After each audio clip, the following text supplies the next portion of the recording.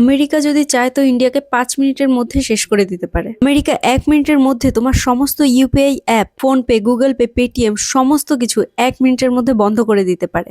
80% Indian bank অ্যামাজনের AWS আর মাইক্রোসফটের আজিওর use করে ক্লাউড সার্ভিসের জন্য, যেটা ইউপিআই তে ইউজ হয়। ইউপিআই তে প্রতিদিন আমাদের দেশে প্রায় 1 বিলিয়ন মানে প্রায় 100 কোটি ট্রানজেকশন হয়। আমেরিকা যদি মনে করে তাহলে তাদের ক্লাউড সার্ভিসকে বন্ধ করে সমস্ত কিছু ট্রানজেকশন 1 মিনিটের মধ্যে বন্ধ করে দিতে পারে। ইন্ডিয়াতে প্রায় 60 থেকে 65 কোটি স্মার্টফোন আছে। সব স্মার্টফোনে হয় অ্যাপেলের iOS চলছে আর না হলে অ্যান্ড্রয়েড সিস্টেম, যেটা গুগল বানিয়েছে। অ্যাপেল আর গুগল শুধু একটা আপডেট পুশ করবে আর তোমাদের সমস্ত ফোন চলা বন্ধ হয়ে যাবে। ইন্ডিয়াতে সব কোম্পানি হয় গুগল ওয়ার্কপ্লেস ইউজ করে আর না হলে মাইক্রোসফটের আউটলুক ইউজ করে তাদের অফিসের মেইল, মেসেজ আর ডেটা রাখার জন্য।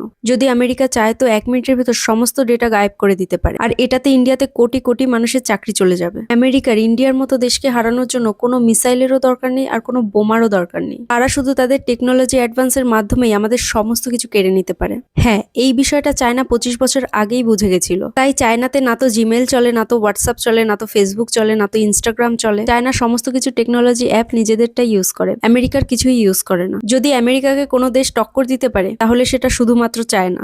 ইন্ডিয়া আমেরিকার আশেপাশেও নেই। এই বিষয়ে তোমাদের কি মতামত অবশ্যই কমেন্টে জানাও।